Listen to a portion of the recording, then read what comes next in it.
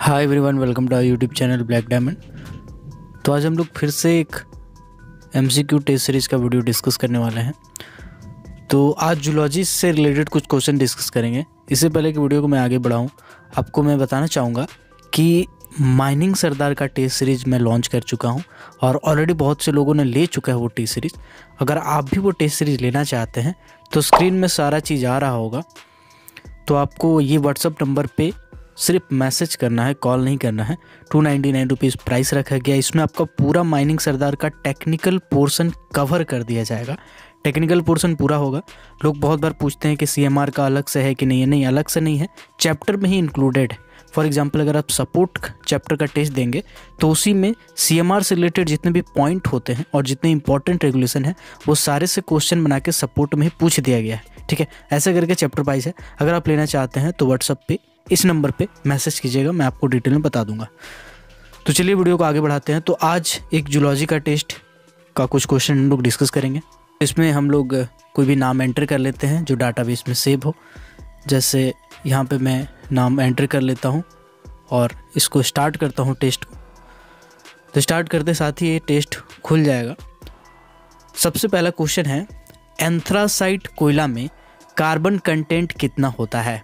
60% से कम, 60 से 70%, 70 से 86% या 86% से ज़्यादा, यानी 86% से ज़्यादा। यहाँ पे टाइमर भी चल रहा है तो उसको भी देखना पड़ेगा। तो यहाँ पे जो आंसर हो जाएगा वो हो जाएगा 86% से ज़्यादा। जी हाँ, मैं आपको बता दूँ कि जो कार्बन कंटेंट होता है एंथ्रासाइट कोयला में वो 86% से ज़्यादा होता है, 86% से ज़्यादा होता है। एक और चीज़ आप लोगों को बता देना चाहता हूँ कि जैसे हमारा शरीर है वो 5 तत्वों से मिलके बनता है, अग्नि, वायु, जल, आकाश और मिट्टी। हम लोग ऐसा मानते हैं, ऐसा जानते हैं। तो इसी तरह से जो कोयला होता है ये भी 5 तत्वों से मिलके बनता है। पांचों तत्व कौन कौन सा है? Carbon, oxygen, nitrogen, hydrogen and sulphur. जी हाँ, ये 5 कंस्टिट्यूएंट होते हैं, 5 मॉलिक्यूल होते हैं जिससे मिल के कोयला बनता है। जिसमें जो प्राइमरी कंपाउंड होता है, प्राइमरी मॉलिक्यूल, उसको कार्बन को माना जाता है। कार्बन है प्राइमरी, बाकी ये जो 4 है ये होते हैं सेकेंडरी। और प्राइमरी के बेसिस पे, यानी कार्बन कंटेंट जितना ज़्यादा होगा, कार्बन कम है या ज़्यादा है, उसी के हिसाब से कोयला का क्वालिटी होता है। अगर कार्बन ज़्यादा है तो कोयला 1 नंबर कोयला है, अगर कार्बन कम है तो कोयला ख़राब है। फॉर एग्जांपल, सबसे कम होता है पीट में, देन अगर आप बात करेंगे तो लिग्नाइट कोयले में होता है, देन अगर बात करेंगे तो बिटुमिनस कोयले में होता है, और सबसे ज़्यादा एंथ्रासाइट कोयले में कार्बन कंटेंट होता है। तो यहाँ पे जो कार्बन कंटेंट होगा एंथ्रासाइट कोयले में वो हो जाएगा 80%, 86% से ज़्यादा। तो अगला क्वेश्चन की ओर स्विच करते हैं। कोयला बनने का सही क्रम क्या है? पीट, lignite, bituminous, anthracite. Anthracite, bituminous, पीट, लिग्नाइट, बिटुमिनस, लिग्नाइट, एंथ्रासाइट, पीट या नन। तो यहाँ पे आप ये 2 ऑप्शन में भी कंफ्यूज हो सकते हैं। तो यहाँ पे चूंकि क्रम पूछा है तो आपको ये देखना है कि सबसे पहले क्या बनता है, उसके बाद क्या बनता है, उसके बाद क्या बनता है, ऐसे करके आपको देखना है। अगर आपने हमारा जूलॉजी वाला वीडियो नहीं देखा है तो जाके देख लीजिएगा, उसमें मैंने डिटेल में एक एक चीज़ को समझाया है, तो वो भी देख लीजिएगा। अगर एकेडमिक वीडियो अभी तक मेरा नहीं देख रहे हैं, सिर्फ एमसीक्यू देख रहे हैं, तो मैं आपको बता दूं कि आप बहुत बड़े गलतफहमी में हैं। वो मेरे सिर्फ वीडियो का 10% है। मैं चैनल बहुत पहले ओपन किया हूं और बहुत सारे एकेडमिक वीडियो पढ़ा है ऑलरेडी। आप जाओ, खोजो, देखो, एक एक चीज़ आपका क्लियर हो जाएगा। तो यहाँ पे आंसर हो जाएगा पीट, क्योंकि सबसे पहला स्टेज होता है पीट। पीट को इंटरनेशनली कोयला माना ही नहीं गया है, कोयला पीट को नहीं माना जाता है इंटरनेशनली, बट चूंकि इसका एक फॉर्मेशन का स्टेज है इसलिए हम लोग इसको काउंट करते हैं। फिर होता है लिग्नाइट, जो कि भारत में कंपनी है नवेली लिग्नाइट जो निकालती है।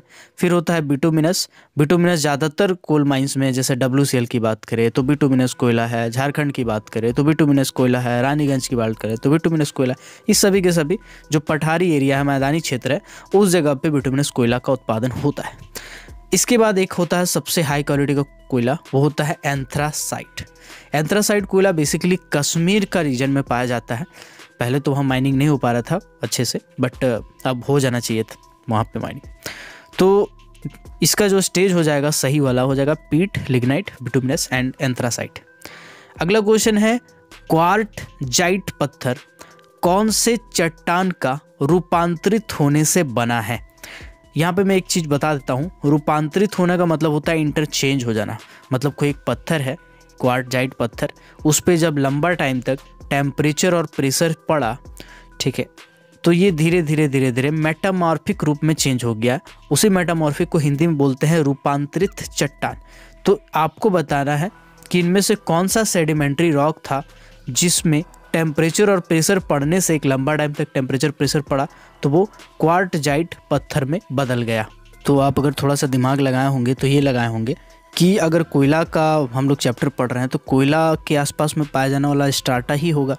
तो उसमें सेडिमेंट्री रॉक में कोयला कौन कौन सा पाया जाता है, तो या तो सैंडस्टोन होगा या सेल होगा, ठीक है। तो सैंडस्टोन और सेल में जो सही आंसर है वो है सैंडस्टोन।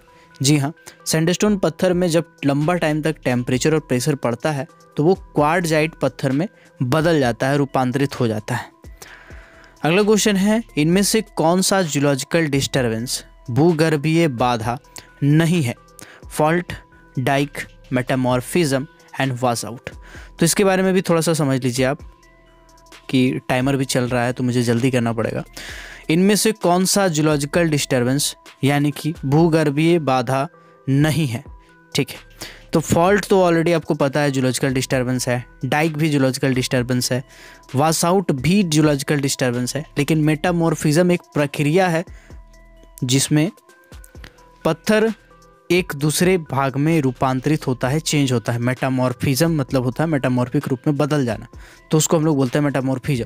तो ये एक प्रोसेस है, this is not any geological disturbance. तो आते हैं अगले क्वेश्चन पे।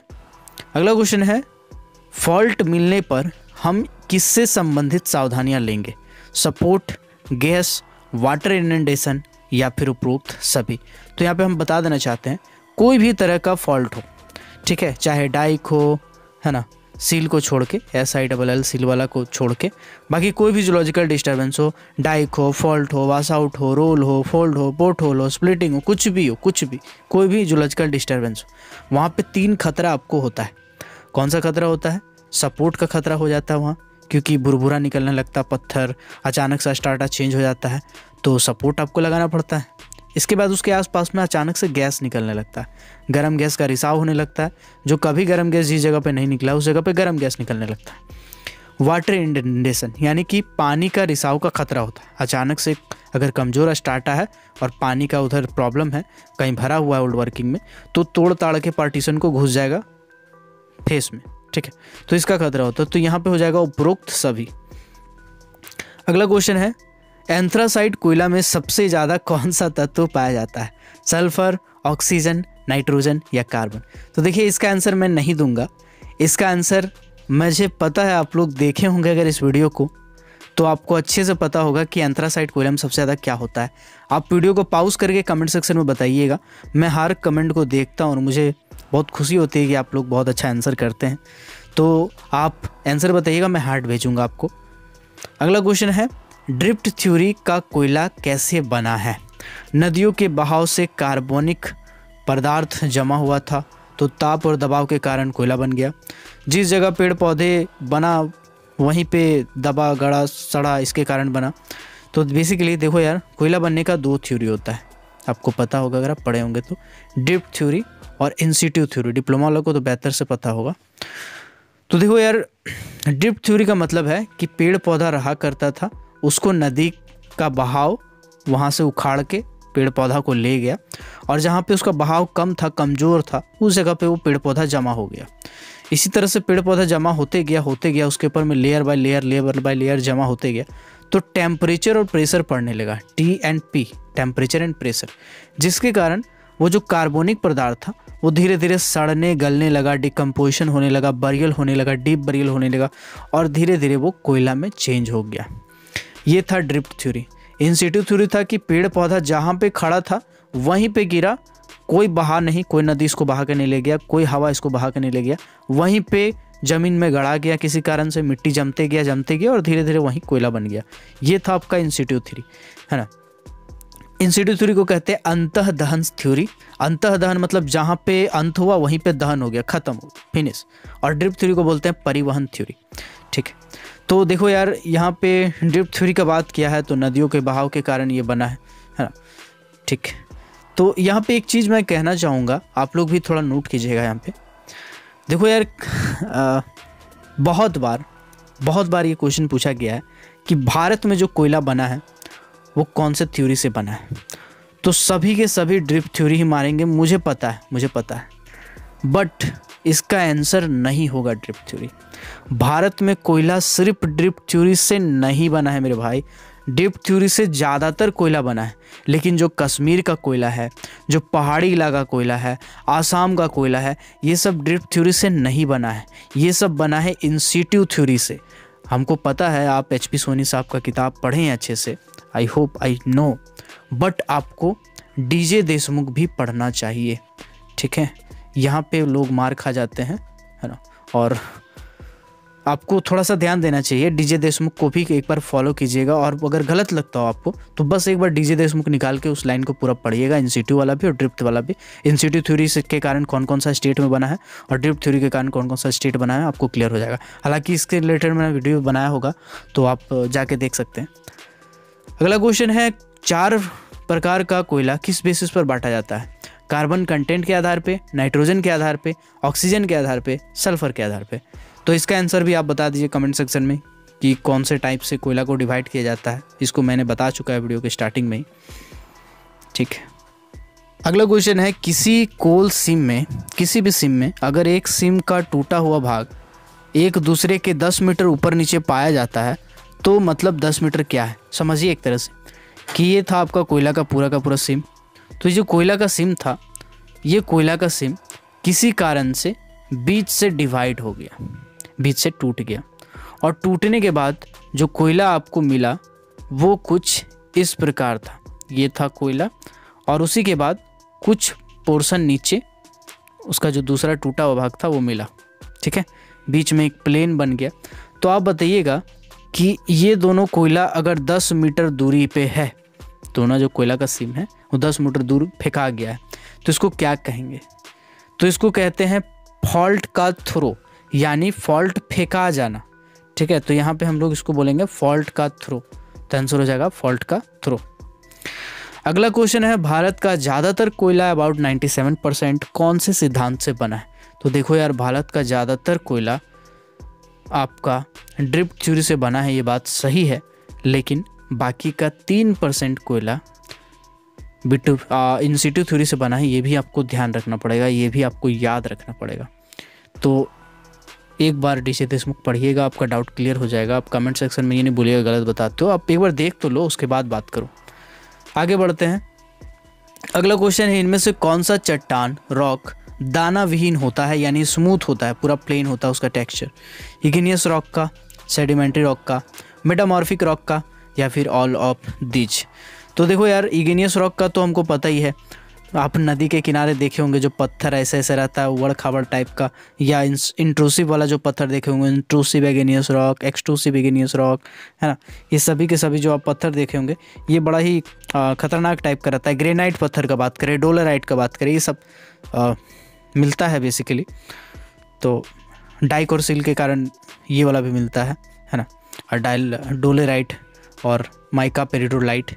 ठीक है, तो यहाँ पे चूँकि पूछा है दाना विहीन है, तो इग्नियस रॉक तो भाई नहीं होता ऐसा, उसमें तो कंकड़ वगैरह होता है।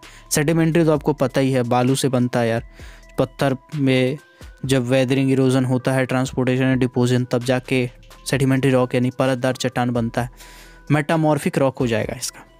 और मेटामॉर्फिक रॉक का बेस्ट एग्जाम्पल होता है मार्बल, जो घर पे लगाया जाता है मार्बल, है ना, वो वाला मार्बल होता है इसका बेस्ट एग्जाम्पल। हालांकि मेरे घर पे नहीं लगा है, बट जिसके घर पे भी लगा वो समझ रहे होंगे मेरी बात, कि मार्बल बेस्ट मेटामॉर्फिक रॉक माना जाता है, क्योंकि वो स्मूथ होता है, उसका ग्रेबल्स नहीं होता है, वो दाना विहीन होता है, स्मूथ होता है, पूरा फिनिशिंग वाला फॉर्म में होता है। ठीक है ना। लेकिन यहाँ पे अगर ग्रेनाइट पत्थर का बात करें कि ग्रेनाइट पत्थर होना चाहिए उसमें, तो ग्रेनाइट पत्थर नहीं होता है उसमें। ठीक है, जो आप दो गौर से देखिएगा या सुनिएगा मेरी बात। देखो यार, 2 टाइप का चीज़ आदमी लगाता है अपने घर में, मार्बल लगाता है एक, और दूसरा होता है ग्रेनाइट वाला पत्थर लगाता है। ठीक है, ग्रेनाइट वाला पत्थर जनरली आप देखिएगा पार्किंग में लगाया जाता है या बाहर में लगाया जाता है, मॉल के बाहर में बैठने के लिए लगाया जाता है। ठीक है, और मार्बल जो है वो अंदर में लगाया जाता है, घर के अंदर में, ये सब चीज़ में। ठीक है, हाँ, क्योंकि मार्बल का फिनिशिंग होता है, एक बार अगर उसको लगा दिए तो उसका जो टेक्सचर है, जो चमक है, वो लंबा टाइम तक रहता है। लेकिन ग्रेनाइट को बार बार आपको पॉलिश करते रहना पड़ता है। इसीलिए आप मॉल में अक्सर देखे होंगे कि आदमी कोई पोछा टाइप का पोछा को गीला कर करके घुमाते रहता है, ग्रेनाइट पत्थर के आसपास घुमाते रहता है, क्योंकि उससे उसका चमक बरकरार रहता है। सूख जाएगा तो फिर बेकार लगेगा, है ना। इसीलिए यहाँ पे बात था तो मैंने उठा दिया, क्योंकि बेसिकली ग्रेनाइट पत्थर एक इग्नियस रॉक होता है और वो आप ना समझ ले कि वो दाना विहीन होता है। तो मेटामॉर्फिक रॉक इसका सही एग्जाम्पल हो जाएगा कि मेटामॉर्फिक रॉक जो है वो दाना विहीन होता है। लास्ट क्वेश्चन यहाँ पे आ ही गया है, वो भारत में कोयला कौन से सिद्धांत से बना है? इंसिटू थ्योरी से, ड्रिफ्ट थ्योरी से, दोनों से, इनमें से कोई नहीं। तो ज़्यादातर लोग यहाँ पे ड्रिफ्ट ही मारेंगे, बट मैं कहूँगा यहाँ पे दोनों, इंसिटू थ्योरी से भी बना है, ड्रिफ्ट थ्योरी से भी बना है। बाकी डीजे देशमुख देखिए। तो मिलते हैं अगले वीडियो में। अगर आपको टेस्ट सीरीज मेरा लेना है तो स्क्रीन पे नंबर आ रहा होगा, डिटेल आ रहा होगा, आप इस पे व्हाट्सएप पे मैसेज कीजिएगा और आप ले सकते हैं। तो मिलते हैं अगले वीडियो में, तब तक के लिए keep watching, keep supporting, till then जय हिंद।